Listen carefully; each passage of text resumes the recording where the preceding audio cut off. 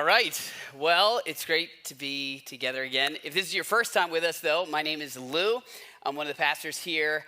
Today, we are in the third part of what we call a series called Unexpected Christmas. We're talking about the unexpected aspects of Christmas. But if you haven't been here, don't worry. I'll bring you up to speed real quick. Also, just a little logistical thing. John mentioned that we're having 9 Christmas Eve services around Christmas Eve. The first services are on a Thursday night, next Thursday, December 18th. And so, if Thursday's working for you and you want to join us on Thursday night, that's next Thursday. You can come at the normal time or 8, right? Is that right? 8. Yeah, it's like late night Thursday. We've never done Thursday at 8. Who knows? Could be crazy. All right. Anyway, unexpected Christmas, right? So here's how we've jumped in each week so far. I've shown you a scene from a movie just to kind of get that feeling of nostalgia going, get us warmed up a little bit, and asked if you remembered. So here's a new one this week. Anybody remember this movie?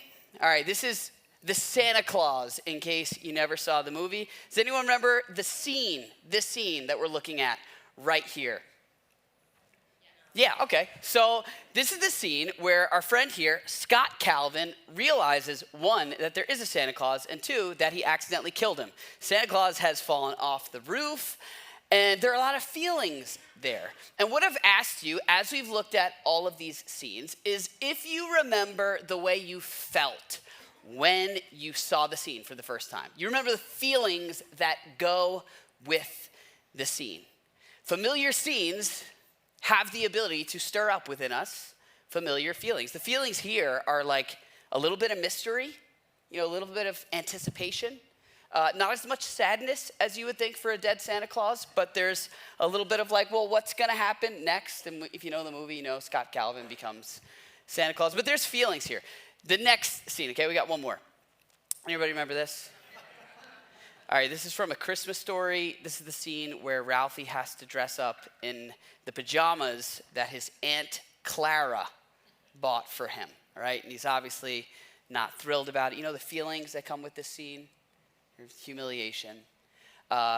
Exciting story. Our small group had a Christmas party just this past Monday night, and we did a dress-up thing. It wasn't my idea, but we all dressed up as different characters from Christmas stories. I had this bunny suit. I was pretty sure I was going to win. I was feeling good about it, but another couple from our group with their baby, they dressed up as Jesus, Mary, and Joseph. And so you're not beating that, so we lost. Anyway, obviously I'm over it. So the feeling here is humiliation, right? Familiar scenes have this way of stirring up familiar feelings within us. Here's the other familiar scene, the most important one we've been talking about the last few weeks.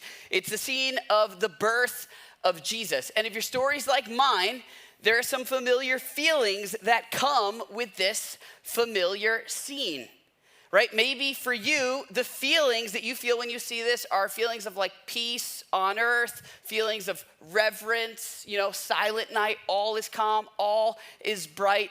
But in reality, the actual feelings that go with this story are feelings of chaos. They're twists and turns, they're curveballs, all sorts of unexpected things happening. They're way more like the feelings you and I feel when we see the video that we opened up with. How'd that happen? What's going on there? That seems unfortunate.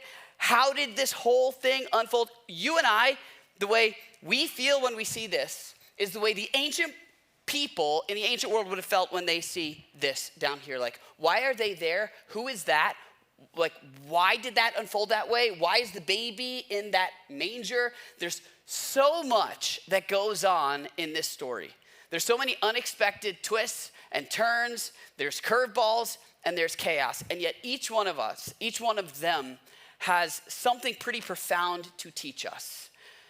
They can speak to us no matter where we are in our faith journey, even though we're 2,000 years after all of this. But we have to understand what's actually going on here. And so on week 1, if you were here on week 1, I started with a question, or ended really with a question. The question was, is there a star in your story? We talked about the Magi, these outsiders, people that would not have really gelled with the religious community. They're people that the religious people would have considered far from God, and yet they were in pursuit of God. They were looking for answers, and they came to find that God was in pursuit of them. And the idea that week was that God is trying to get your attention through something going on in your life. There may be a star in your story, but you've got to be willing to follow it. And then last week we talked about Mary, how things just fell apart for her. Like, it was not an easy thing for her to give birth to Jesus. And she ended up giving birth and putting the baby in a manger, which for a lot of us is just a centerpiece for our nativity sets, but for her was like really the moment when things hit rock bottom. A manger is gross. It's like a feeding trough. And it's the one thing that tells the whole story, just how bad things got. Nobody wants a manger in their story. My question for you is, maybe there's a manger in your story right now. Maybe there's something that you don't want going on. You don't want to be part of your story. The question was, is there a manger in your story? Because it's possible that when God seems the furthest, he may actually be the closest. That's the story of Mary, and it's the question of last week. I've got another question for you this week. And it's a question I think that has the potential, if you really dig into it, like sink your teeth into it, it's a concept that has the idea to totally rebuild the framework, your framework of what it looks like to follow Jesus, especially if you're someone who kind of keeps God and religion and the idea of following Jesus at an arm's length.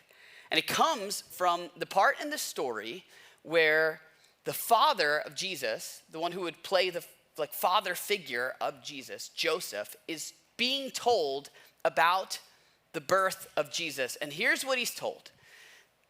He's told Mary will give birth to a son, and you are to give him the name Jesus. Jesus.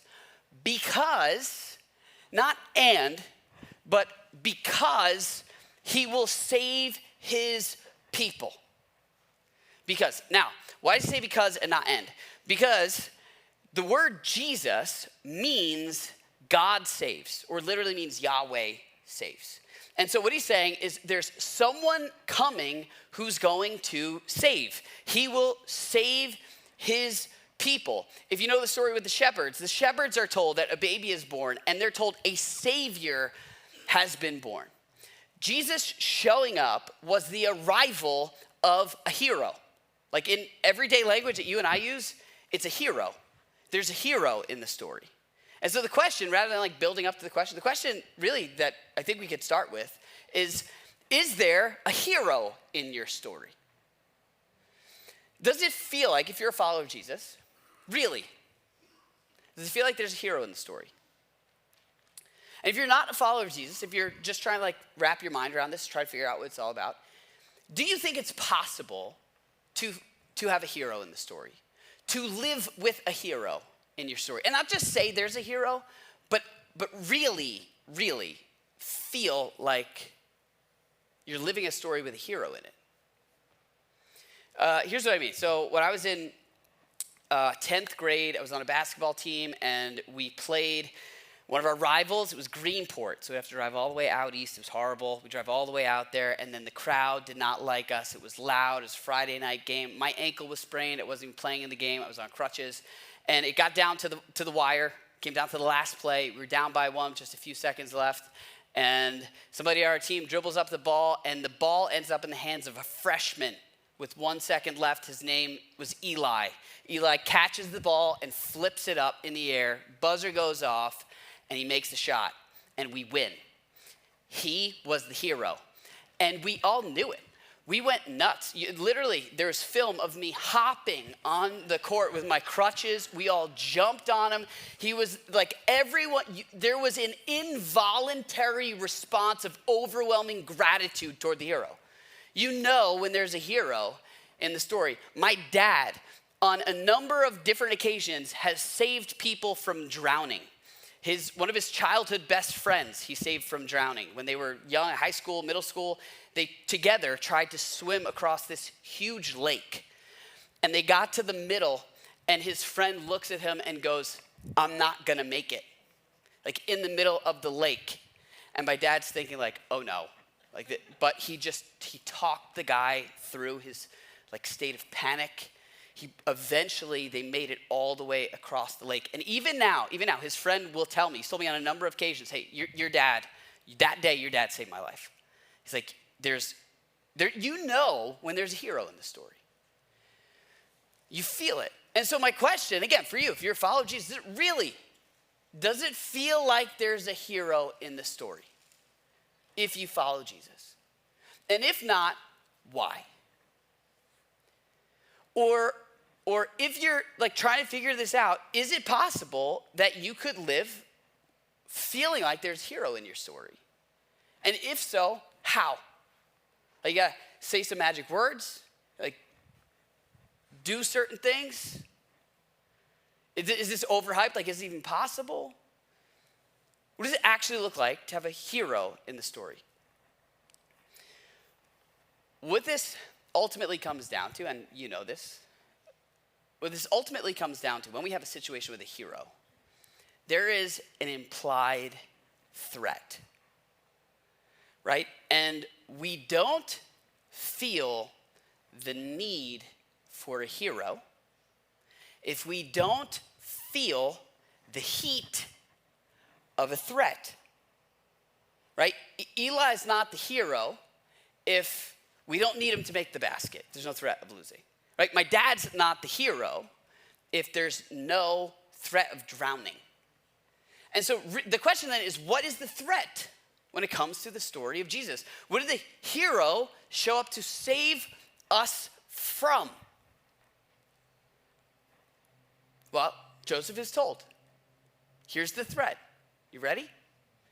He says he will save his people from their sins. Ta-da. That's the threat, their sins. The issue with that comes down to the way that we understand this word sin. If Jesus doesn't feel like a hero, it's because sin doesn't feel like a threat, right? And I don't know what your story is, but for me, for most of my life, I understood sin to be like just what God calls it when we color outside the lines, you know? Like God's the big man upstairs, he's strong, he's bigger than us, he can do whatever he wants to us, and so he also gets to make the rules. And we listen to him, those rules that he makes, and when we don't, that's a sin, and he doesn't like that. Because he's the guy in charge, we don't listen to the guy in charge, you get in trouble. And we call that sin. Like it's an infraction. It's a limitation, right? Like there's fun to be had, there are things to experience, there's happiness to be sought after, and God's like, no. Like, you can't. And if you do, that's a sin. And if you understand Jesus to save you from, as the hero who saves you from rules you're not even crazy about obeying anyway, then he's never going to feel like a hero. But the good news is that this word sin, it's been totally hijacked. What we think when we hear the word sin is not what people in the world of Jesus would have thought or understood when they heard the word sin. In fact, I'm very careful about when I use this word because what comes to mind when you think of sin is not what comes to mind when what Jesus wanted to come to mind when he used the word sin. Like it's a totally inaccurate picture. The word sin, it comes from a Greek word which literally means to miss the mark. It's a term used in archery. It was not a religious word used in a religious context to talk about breaking a rule. It meant to miss the mark, to fall short, right? So several years ago, we took my family on a ski trip. This is actually 2 years ago. My daughter wanted to go skiing down the mountain on the last night. And she'd been on the bunny hill for most of the trip, but the last night she's like, no, I want to do the real thing. And so for the last run, we're like, let's do, and this is just going to be a bad story because, the last night, the last run, nothing good ever happens. Let's do that, right? And so we take her up to the mountain. There, some of her friends are there. And if you ski, you got to do like the S because you don't want to pick up too much speed. You got to keep making turns or you're going to lose control, especially when you're 9 years old and don't know how to ski. And so I'm watching her. I'm going behind her. I don't really know how to ski, but I know how to ski better than she does. And I see her. She's coming around this bend, and I see she's got to turn. And she's got to turn now or things are going to get bad. And she's not turning. And she's continuing to pick up speed, and I'm watching her head toward a ledge, like just off. It was dark. This was like night skiing to make this an even better decision. And I see the ledge, and I'm just yelling. And I'm like, make the turn. Make the turn, make the turn. And she doesn't make the turn. And she goes off the ledge. She was okay. Nobody died in the story. But that's the idea of sin. Like there's a turn that was missed. There's a mark that was missed. It's not an arbitrary line. It's not a rule God doesn't want to be broken. There's potential to be reached that's missed. Jesus showed up and presented a better way to be human. Like a life that we were designed to live and constantly fall short of. And so he presented a way of living that he called life-giving. Life-giving. And when followers of Jesus who came after him described sin, they didn't describe it as a broken rule. They described it as something that leads to death. Like it leads to the erosion, the disintegration of the things that give us life, the things that we live for. The Apostle Paul, trying to explain this to people in his letter to the church in Rome, he says this, like he tries to get logical. He says, what benefit, like think, really, think, what benefit did you reap at that time from the things you are now ashamed of? Like those sins. Like what good actually came from them? He said they result in death.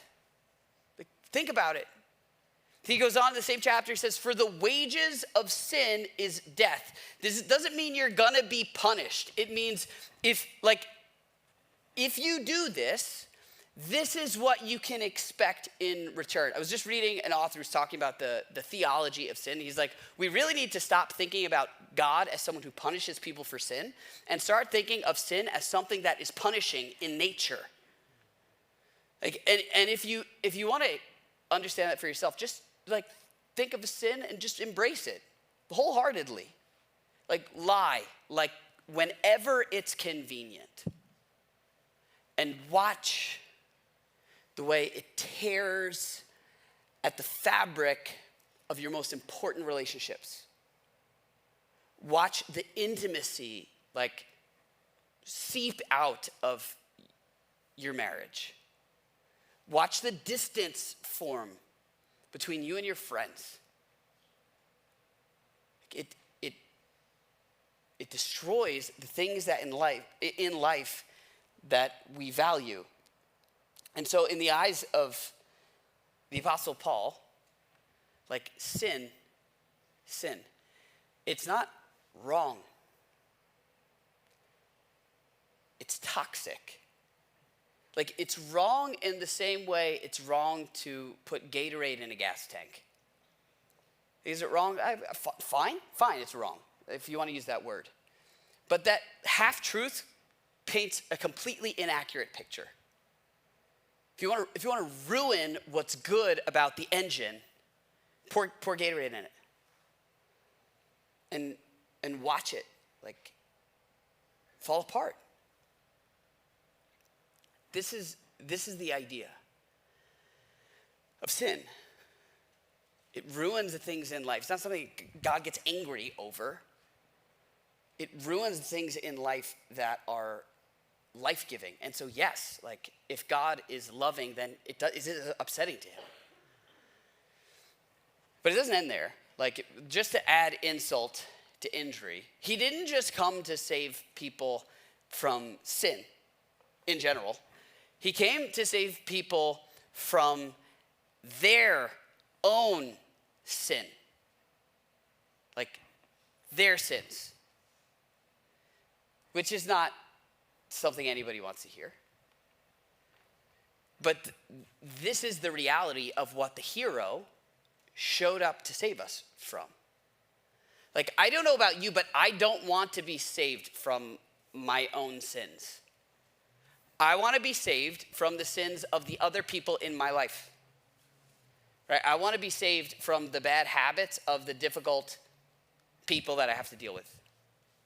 I want to be saved from the destructive patterns of the people in my life that are hurting me. Like, I want to be saved from other people. I want to be saved from my difficult circumstances. But the idea is that Jesus showed up he came to save me from what's within me, from the damaging things that are within me. There's a new documentary. It was just released 2 nights ago. I think it's on Disney Plus or Hulu. It's with Kevin Costner. It's about the Christmas story. It's pretty interesting. I haven't watched the whole thing yet. But they do a pretty good job of explaining what life was like for Mary and Joseph living in the Roman Empire. It was just a culture of death and intimidation. Like, people were killed just because Rome wanted to make a point to these ancient people. And if you're there and you're living in that time and you're told a hero is coming, you probably don't want to be told that he's coming to save you from the destructive things that are within you. Like, they wanted to hear that he was coming to save them from Rome. Like, this is hard. This whole idea that Jesus came to save me from what's within me. It's hard, but it is good. And it is a deeper, truer kind of saving. And it's hard to accept for myself, but we see this in other people all the time, right? Like, I'm sure at some point in the next couple weeks, if you out shopping, you'll see some guy on the line in a store who's losing his mind because the cashier's too slow, right? And you'll see it. And his problem is the cashier, right? But if I change his circumstances and remove the cashier, he's going to go into the parking lot and he's going to lose his mind over the person who's driving too slow. And then he's going to go home and lose his mind over his wife who's talking too slow. Right? Like, we want changes in circumstances, but in reality, the better, truer, healthier, more lasting fix is the fix that's within me. But it takes a level of humility to say, okay, God, the problem is within me. The person you work with, or the person you go to school with, maybe the person in your family who's got a problem with everything, right? Like the email they got and the conversation they had. Do you believe that she said that? Do you believe she brought him? Do you believe that this unfolded? That, like, you know it. And is it that she got that email or he brought that or this? No, there's something like within there that really is the problem. And the change in circumstances is not going to change the problem. Jesus came to save us from the things that are destructive within us. And when we do that, it leads to life. Right? Just think about it. Would you rather, really, would you rather your difficult circumstances go away right now? Whatever you're going through right now, would you rather them go away?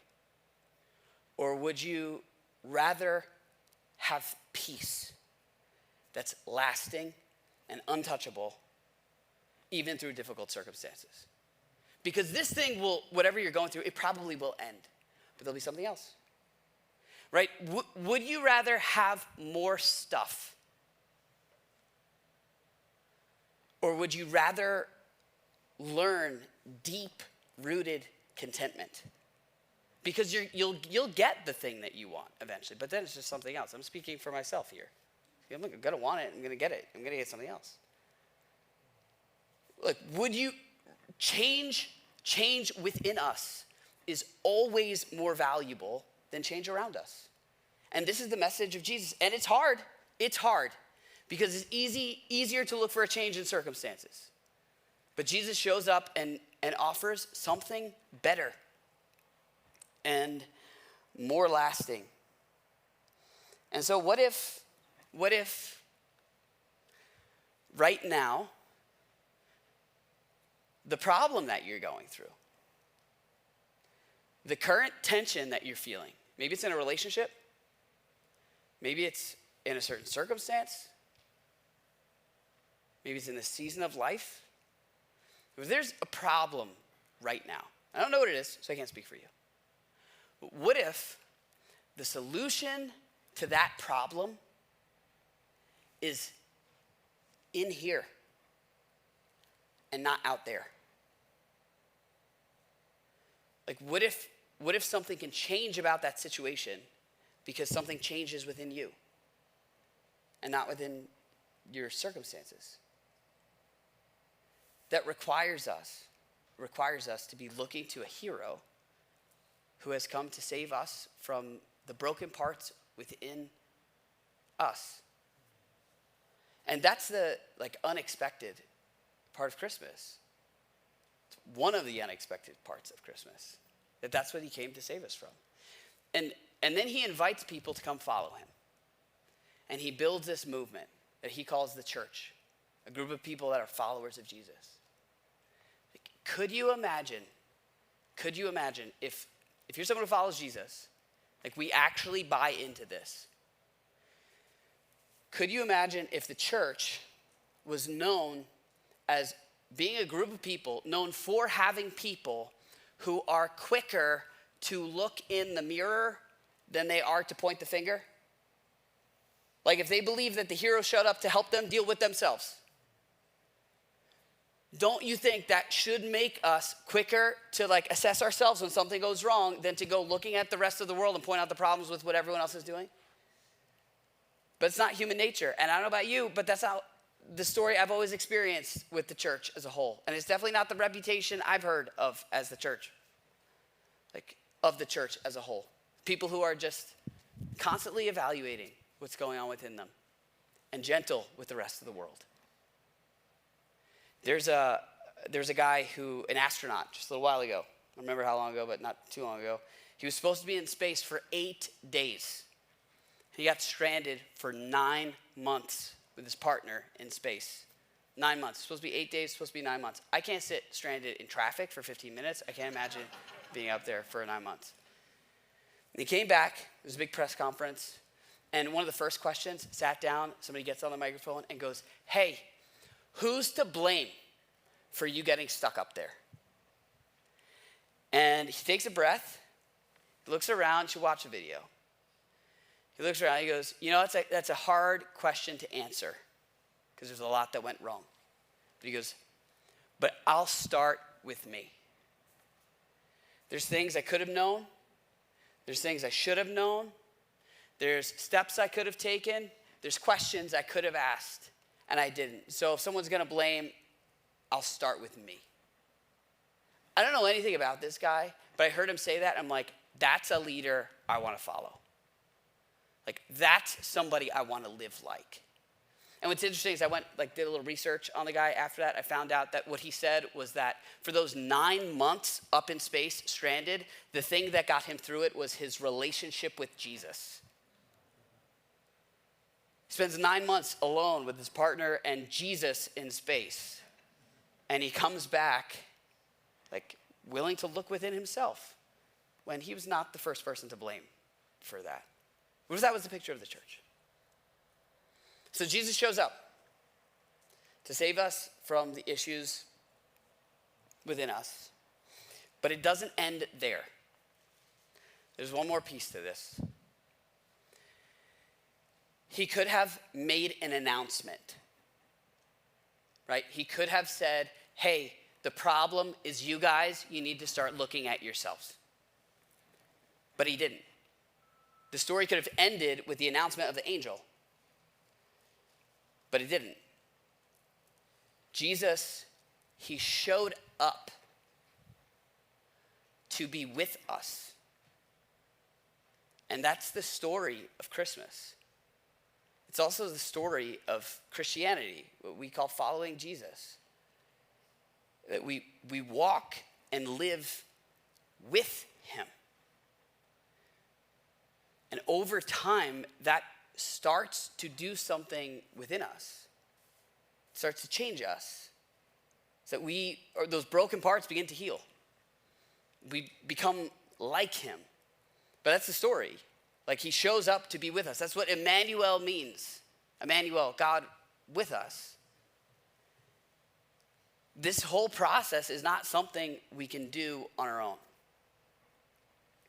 But then if you know the story, it doesn't end there. He doesn't just show up to be with us.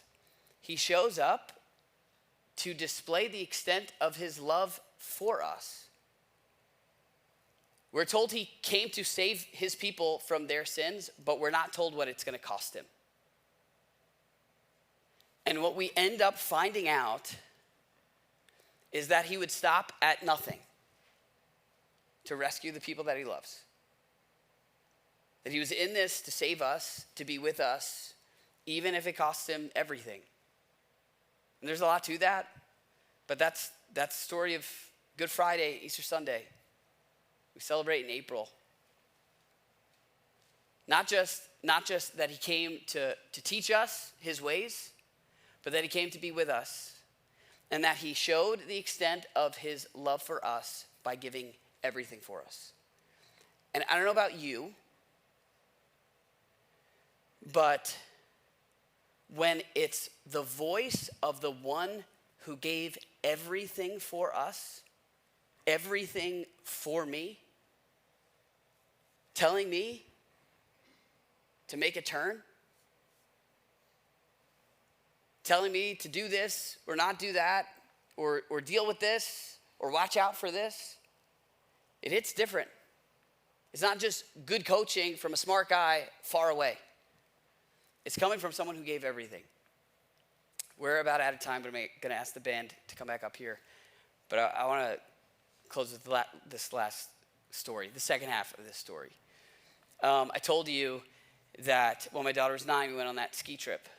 And I made light of it, but it was a terrifying experience for me. It was dark. There was a ledge. I had no idea it was on the other side of the ledge.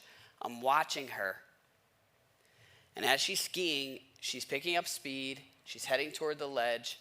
And I start yelling, make the turn, make the turn, make the turn. And when I knew she wasn't going to make the turn, when I knew she was going off the ledge, I tucked my head, leaned forward, and followed her right off. It was a no-brainer. It was like, if you're going, I'm going with you, right? And in retrospect, probably wasn't the smartest decision. She was fine, but we landed on each other. But that is the story of Christmas. Like, Jesus does not just shout from afar, like, hey, watch out for this, don't do that, and that's bad for you. The story of Christmas is like, hey, if they're going, I'm going with them. If it costs me everything, I'll give it for them. He's the hero. He came to save us, even though it cost him everything. Hey, this is Lou. Thanks for listening. I hope that this was helpful for you in some way. So a lot of people don't know this, but Community Church is completely supported by the generous donations of people like you and me. And if you'd like to join that community of financial supporters, you can go to communitychurch.net/give, or you can give anytime on our church app.